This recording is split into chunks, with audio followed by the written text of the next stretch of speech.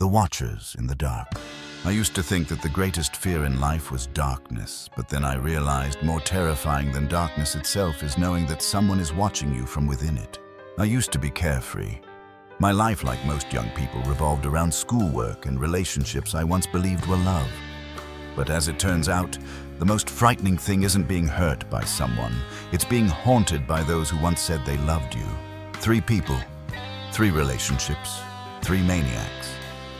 But this story is one. A spiral of obsession, stalking, and survival. And it all began with Grace. Chapter 1. Grace. The sweet claws. I met Grace in my senior year of high school through a part-time job at a small cafe in town. She was beautiful, quiet, and never took her eyes off me. Back then, I mistook it for love. Now I know it was possession. We started dating, and soon I found myself drowning in a swamp of control. Grace gave me no room to breathe. She wanted to know where I was, with whom, doing what, every minute of the day.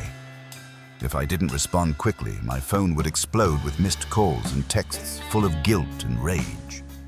Everything I once loved, my friends, my hobbies, even time for myself, was slowly erased from my life. I broke up with her, but Grace wouldn't let go. She waited outside my workplace, threatened to sue me over absurd reasons.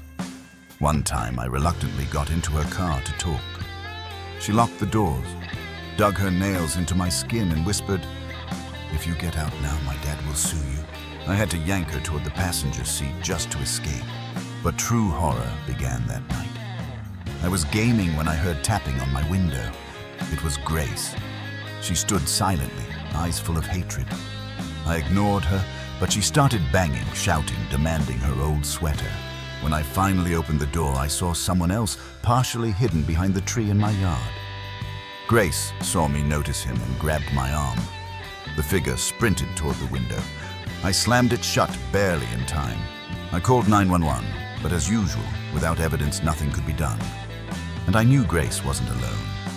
She was a manipulator, and I had almost become the next victim of a setup, or worse. Chapter 2. Amy, the fear in her own bedroom. Amy is a friend of mine. She lived in the neighboring town and had recently broken up with her ex, Tommy. At first, he was the perfect boyfriend, sweet texts, constant attention. But that attention turned into obsession. Tommy started asking strange questions. "Who did you smile at today? Did any guys look at you?" He showed up outside bars when Amy was out with friends. The final straw was when he asked if she'd install a tracker on her phone for safety, he claimed. Amy broke up with him. Then came the texts from unknown numbers, short, vague messages, then the strange sounds in the night.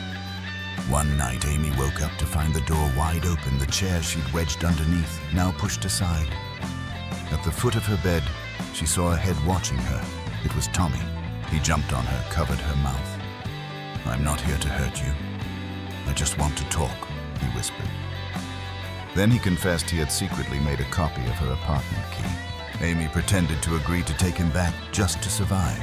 Once he left, she called the police. They helped her get a restraining order. The anonymous texts were traced back to Tommy through a spoofing app. Amy moved back in with her parents, then relocated to a new home. But even now, she still sleeps with a knife under her pillow. Chapter 3. Marissa. The eyes in the mirror. I used to think Grace was the worst until I heard his story. A man I met through BetterHelp support groups. Marissa was magnetic. The kind of woman who made every moment feel like a romantic movie. But soon the intensity turned to volatility.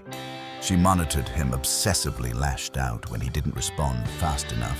And when upset, she'd go completely silent, refusing to leave his apartment for hours. When he broke up with her, she simply said, "You think it's over for you, but it's not over for me." Then came the letters. No return address, just his name. Notes describing intimate habits like how he always checked the door 3 times before bed. One note described the exact hoodie he wore on a rainy Monday at a store across town. He moved to Denver. New name, new phone, new email. He kept no digital footprint. Months passed until he found a photo in his P.O. box, him walking home, earbuds and coffee in hand. The note said, Your shoulders slouch when you're tired. He moved again. New job. Got a big loud dog. But it didn't end. A sticky note appeared. I don't like the beard. He shaved. Next day a note. Better. He went to the police. No threats, no vandalism, nothing they could do. Then one night he woke up with a chilling sense like someone had just left the room. The next morning a photo appeared on his door, an old photo of him and Marissa.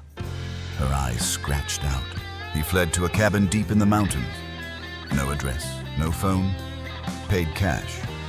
Total isolation. But one snowy morning, he found footprints. From window to window, no notes this time, just presence, a silent, terrifying reminder she still knew. Conclusion. I don't believe in miracles. I believe in instincts, in awareness, and in mental health. We each carry scars. We each survived by not ignoring the early signs. If something feels wrong, it probably is. I'm telling you this from a shared house with 3 ex-military roommates.